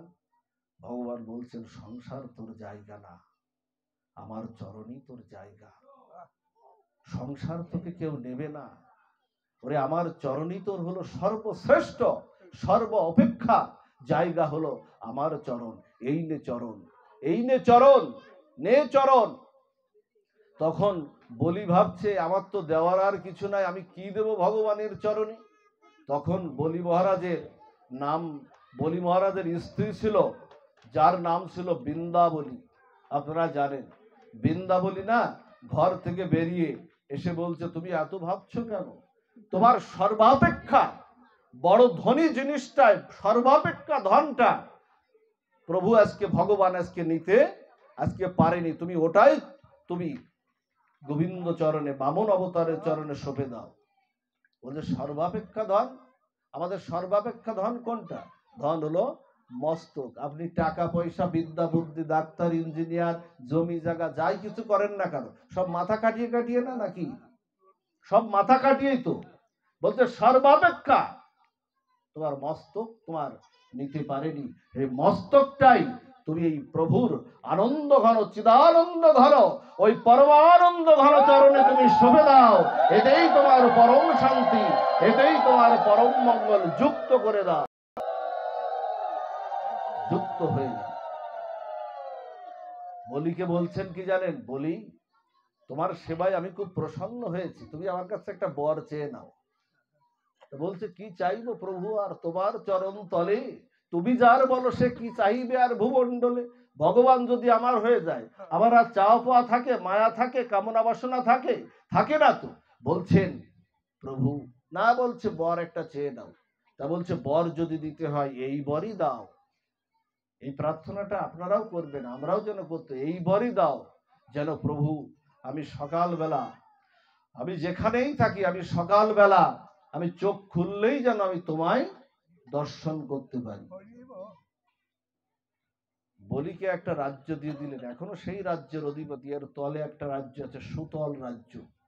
সেই সুতল রাজ্যটা দিয়ে দিলেন বলিকে। আর ভগবান প্রার্থনাটা কি ছিল? চোখ খুললেই তোমাকে দেখতে পারি।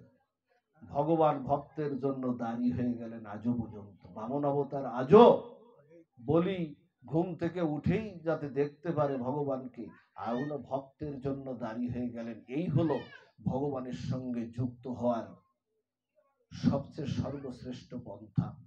যা হোক, আর আমরা বেশিক্ষণ আলোচনায় যাব না। সবশেষে নামের পরে, হরিনাম সংকীর্তনের পরে আমরা একটু যৎকিঞ্চিত একটু আস্বাদন দিয়েই আমরা পাঠ বিশ্রামে আমরা চলে যাব।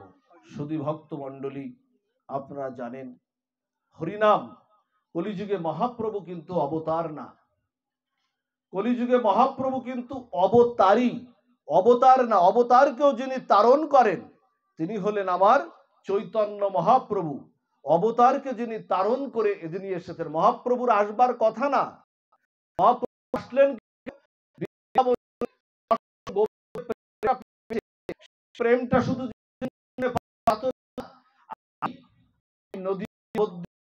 আমি নবদ্বীপ কেন্দ্র হয়ে, নদিয়া উদিত হয়ে আমি সবাইকে সেই প্রেম দান করবো। এটা প্রেমের যুগ, এটা ভক্তির যুগ মা, এটা সাধনা যাগযজ্ঞাদির যুগ না। এই জন্য নামকে আপনারা সংযুক্ত করুন। প্রত্যেকেই জপমালা নিয়ে নিন। 2 মালা, 4 মালা, 6 মালা, যা পারেন যতটুক করবেন নাম জপ করুন। হরিদাস ঠাকুর যেমন নাম জপ করতে করতে যেমন নামের মূর্তিমন্ত বিগ্রহ চৈতন্য মহাপ্রভু তাকে যেমন দর্শন দিয়েছিলেন, নামও ঠিক তেমন করে আপনাকে দর্শন দেবে। আর নামের সঙ্গে যুক্ত হলে কি হয় দেখুন, রাবণ যখন সীতা হরণ করলো, তখন কুম্ভকর্ণ 6 মাস ঘুমায়। আপনারা জানেন 6 মাস খায় আর 6 মাস ঘুমায় কুম্ভকর্ণ। বলে না তুই কুম্ভকর্ণ হয়েছিস নাকি? কথায় কথায় বলে না তুই কি কুম্ভকর্ণ হয়েছিস? এই কুম্ভকর্ণ 6 মাস ঘুমায়। রাবণ সীতাকে হরণ করে না। নামের কি মহিমা! সীতাকে হরণ করে বলছে কি, সীতাকে হরণ করে বলছে যে কুম্ভকর্ণ ওঠো, আমি একটা বিরাট কাজ করেছি। তোদের কি কাজ? তো বলছে আমি আজকে সীতাকে হরণ করেছি। তো বলছে সম্ভব না। বলছে এই দেখো অশোক কারণে সীতাকে রেখেছি। বলছে সম্ভব না। তা দেখালো। তা বলছে হরণ করেছি কিন্তু এখনো বরণ করতে পারিনি। হরণ করেছে কিন্তু বরণ করতে পারিনি। তা বলছে যে রূপে হরণ করেছিল তাহলে সেই রূপেই বরণ করো। তুমি তো মুনি সেজে হরণ করেছিলে, এখন সেইভাবেই রামচন্দ্র সেজে যাও। রাজীবলোচন কারুণ্য ঘন নব দুর্বাদল, রামচন্দ্র ভগবান সেজে যাও। তা বলছে কি, যেই না রাম রাম উচ্চারণ করছি না, সেই আমার বদন দিয়ে সীতাকে মা মা মা মা বলে, হ্যাঁ, তখন আর সীতাকে অন্য কামের দৃষ্টিতে আর হচ্ছে না। হঠাৎ করে রাম উচ্চারণ করার সাথে সাথেই সীতা মা এইভাবে উচ্চারণ হচ্ছে। এই হলো নামের মহিমা। লক্ষণ হনুমানকে বলছেন, হনুমান তুমি তো লঙ্কা পোড়ালে। হনুমান লেজের দ্বারা লঙ্কা পুড়িয়েছিল না মা? বলছে তুমি তো লঙ্কা পোড়ালে, তা তোমার লেজে তো একটু আগুন লাগলো না? আমি যদি কাউরে ঘরে আগুন দিতে যাই, আমার কিছু না কিছু একটা স্পষ্ট থাকে না মা? থাকে তো। তোমার তো লেজে একটু আগুন লাগলো না। তো বলছে আমি তো লঙ্কা পোড়াইনি। হনুমান বলছে আমি তো লঙ্কা পোড়াইনি। বলছেন প্রভু, বলছে তুমি তো লঙ্কা পোড়ালে। বলছে না, আমি লঙ্কা পোড়াইনি। যেদিন সীতা দেবী হরণ হয়েছিল, রাবণ যেদিন সীতাকে হরণ করেছিল রামচন্দ্রের বিরহ অনলে, সেদিন লঙ্কা এমনিতেই আগুন ধরে গিয়েছিল। আমি শুধু একটু বাতাস দিতে গিয়েছিলাম।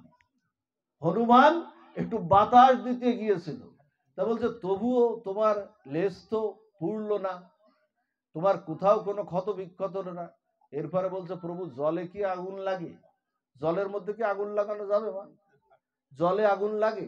লাগে না। তা বলছে জলে আগুন লাগে না, তাহলে যার হৃদয়ে রাম, যার মুখে নাম, হনুমানের বক্ষে রাম সীতা ছিল না? যার হৃদয়ে রামচন্দ্র সীতা, মুখে যার হরিনাম, তার গায়ে আগুন লাগবে কি করে? জলের মতনই তো, জলের মধ্যে আগুন লাগানো যায়? এই হলো মা নামের মহিমা। সেই নামটা আপনারা উচ্চারণ করুন। অজামিল কি করেছিল মা? অজামিল মনে আছে আপনাদের? কি বলে ডেকেছিল অজামিল? মৃত্যুকালে নারায়ণ নারায়ণ বলে ডেকেছিল। এই নারায়ণ নারায়ণ বলা অজামিল তার ছেলেকে ডেকেছিল।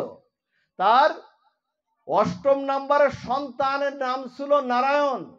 নারায়ণকে ডেকেছিল, কিন্তু ভগবান বৈকুণ্ঠপতি নারায়ণ তার 4 জন দূতকে প্রেরণ করে দিলেন, যাও। বৈকুণ্ঠপতি দূতরা বলছে কি প্রভু, ও তো আপনার নাম ধরে ডাকছে না, ও তো ডাকছে ওর ছেলের নাম। বলছে ছেলের সঙ্গে আমার নামটা তো সাদৃশ্য আছে, নারায়ণ নামটা। আমার তো প্রতিজ্ঞা আছে গীতায়, অন্তকালে মামি বা সর্বমুক্ত কলে বরম জপ্রতি সমদ্ভাবং জাতিনাস্তত্র সংশয় জং জং বাপি শরণাং ভাবং তেজতান্তে কলে বরম তং তমে বৈতিকন্ত সদা তদ্ভাব ভাবিত। আমার গীতায় প্রতিজ্ঞা আছে, যে যেভাবে আমার নাম উচ্চারণ করে, তাই ছেলের নাম হোক অন্য কারো নাম হোক, আমার যদি ভগবানের নাম যদি কেউ উচ্চারণ করে, মুহূর্তের মধ্যে আমার আসন থেকে নেমে সেই ভক্তকে উদ্ধার আমাকে করতে হবে। এটা হলো নামের মহিমা। উদ্ধার আমাকে করতেই হবে। এজন্য মা নাম নাম পরিহাস্য ছলে, উপহাস্য ছলে, নাম আবাসে। আপনি যদি এখন মনে করেন, আমাদের এখানে একটা গ্রামের নাম আছে দামোদর নাম। দামোদর, দামোদর কার নাম? ভগবানের একটা নাম না, মা যশোদা। দামোদর, এই দামোদর নামটা উচ্চারণ করার সাথে সাথে বারবার উচ্চারণ করবেন, আপনি কিন্তু ভগবানের নাম করে উচ্চারণ করছেন না, কিন্তু আপনি দামোদর নামটা উচ্চারণ করেন, ভগবানের কৃপা করুণা বর্ষণ হবে। আপনি কৃষ্ণনগর বলছেন, আমি তো কৃষ্ণনগর যাচ্ছি, ওই নগরের সঙ্গে কৃষ্ণ নামটা জড়িত আছে। আমাদের ওখানে একটা গ্রাম আছে গোপীনাথপুর। গোপীনাথপুরে একজনও সনাতন ধর্মের লোক খুঁজে পাওয়া যাবে না। এই গোপীনাথপুর গ্রামে একজনও সনাতন ধর্মের লোক নাই, কিন্তু ওখানে নামটা কত ঊর্ধ্বের দেখুন। ব্রজ গোপীরাজ নাম রেখেছিল, গোপীদের যিনি নাথ তিনি হলেন গোপীনাথ। এই গোপীনাথপুর বলা, গোপীনাথ বলার সাথে সাথেই গোপীদের যে কৃপা পেয়েছিল গোপীরা, সেই কৃপা আপনার বর্ষণ হবে।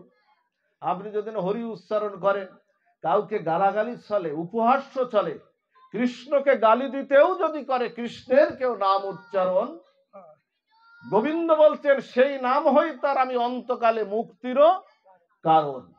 অজামিল তার ছেলের নাম উচ্চারণ করে যদি বৈকুণ্ঠ গতি প্রাপ্তি হতে পারে, তা আমরা যদি হরিনাম জপ করি, আমরা অজামিলের মতো অত পাপ কিন্তু আমরা করি নাই। সেই নাম উচ্চারণ করে অবশ্যই আমাদের গতি আমাদের হবে। কেউ যদি রাজস্থানে বেড়াতে গিয়েছিল, এমন করে যদি বলে, ভগবানের নাম উচ্চারণ করে না, রাজস্থানে বেড়াতে গিয়েছিল, একজন বন্ধু বান্ধবের সঙ্গে আড্ডার ছলে বন্ধু বান্ধবের সঙ্গে বলছে তুই কোথায় ছিলি রাজস্থানে? বলছে রাজস্থানে ছিলাম যেখানে, যে হোটেলটায় ছিলাম, ওই জগন্নাথ মন্দিরের পাশে একটা হোটেল ছিল, সেই হোটেলে ছিলাম। হরিবল। ওই হোটেলের কথাটার সঙ্গে জগন্নাথ মন্দিরের কথাটা আসলো, বোঝা গেছে নামের মহিমা। এই নাম হলো এই জন্য কলিযুগে নাম কিন্তু শুধু যুগ ধর্ম না, কলিযুগে নাম হলো প্রত্যেকটি জীবেরও ধর্ম। সেই নাম আপনারা করুন। শিব ঠাকুরকে জিজ্ঞাসা করছেন, দেবতাকুল ভক্তরা জিজ্ঞাসা করছেন, শিব ঠাকুর আপনার মাথায় চন্দ্র, কপালে আগুন, ত্রিনয়নে আগুন আছে না, এখানে একটা নয়ন আছে না শিব ঠাকুরের, গলায় সর্প, ওদিকে আপনার দুর্গার বাহন কি মা, কি সিংহ, ওদিকে গণেশের বাহন কি ইঁদুর, কার্তিকের বাহন কি ময়ূর, শিব ঠাকুরের গলায় সর্প। তাহলে এইসব পরস্পর বিরোধী না? ময়ূর যদি সর্প পায় তাহলে আক্রমণ করবে না? সিংহ যদি বৃষ, গাভীদের ওই বৃষ পায়, ষাঁড় পায়, খেয়ে ফেলে দেবে না? সব পরস্পর বিরোধী না? মাথায় গঙ্গা, গঙ্গা ধরেছিল না শিব ঠাকুর, জটায় গঙ্গা ধরেছিল না? মাথায় গঙ্গা, কপালে চন্দ্র, কপালে আগুন আর মস্তকে চন্দ্র। শিব ঠাকুরকে প্রশ্ন করা হয়েছিল যে তুমি এতগুলো বিপরীত বস্তু ধর্ম নিয়ে, এতগুলো বিপরীত বস্তু ধর্ম নিয়ে তুমি শান্ত আছো কি করে, প্রশ্ন করা হয়েছিল।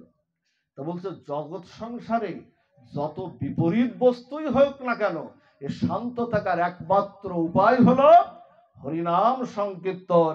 যদি কেউ দুবাহু তুলে প্রেমচিত্তে যদি হরিনাম সংকীর্তন করে, তাহলেই শান্ত থাকার একমাত্র উপায়, অন্য কোনো উপায় আর নাই। সেই নাম আপনারা করুন, সেই নাম আপনারা করুন, সেই নামে আপনাদের কৃপা হোক। সেই নামে যেমন হরিদাস ঠাকুর যেমন করে কৃপা পেয়েছিলেন, করুণা করেছিলেন, সেই নামে আপনাদের কৃপা হোক। তাকেই ধ্রুবতারা করুন। হরিদাস ঠাকুর বলেছিলেন, তোমাকেই করিয়াছি ওমা, আর কাউকে ধ্রুবতারা করবেন না। যে কথাটি বলেছিলেন, তোমাকেই করিয়াছি জীবনের ধ্রুবতারা।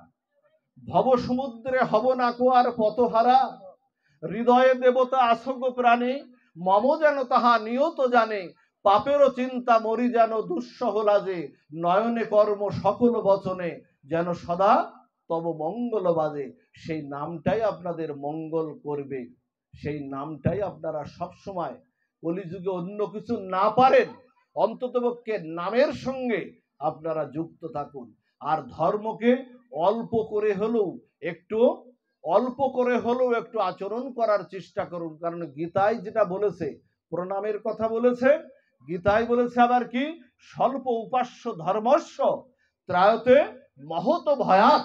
এটা গীতার কথা বলছে, অল্প করেও যদি কেউ ধর্ম করে, তাহলে আমি সেই ধর্মের কারণে সেই মহাভয় থেকে তাকে পরিত্রাণ করে আমি দেই। যা হোক, আর সময় নাই, মধ্যাহ্নকালীন সেবার সময় হয়েছে। সবশেষে যে বিষয়বস্তুটা যে শুরু করেছিলাম, তেষাং সতত যুক্তানাং ভজতাম প্রীতিপূর্বকাম, অন্ততপক্ষে সেই হরিনামের সঙ্গে যুক্ত থাকুন, নামের সঙ্গে যুক্ত থাকুন। যেমন করে হরিদাস ঠাকুর যুক্ত ছিলেন, যেমন করে নামদীপ আচার্য যুক্ত ছিলেন, এই নামই আপনাকে অন্তকালে নামের সেই শ্রীমূর্তি বিগ্রহ চৈতন্য মহাপ্রভুকে আপনাদের একদিন দর্শন করিয়ে দেবেই দেবে।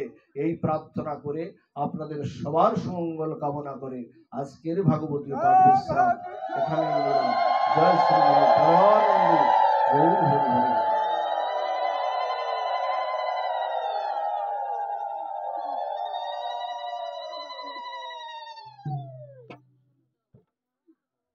তা বসেন, আমরা সবাই একটু পাঠ কীর্তন করি। সাউন্ডটা কি হলো? আমরা একটু সংক্ষিপ্ত একটু পাঠ কীর্তন করি। এই অত দূরে হবে? পলাশ এই দিক চলে আসলে, এই পাশে আসুন। এই বাপিদা এই পাশে আসুন। হ্যাঁ।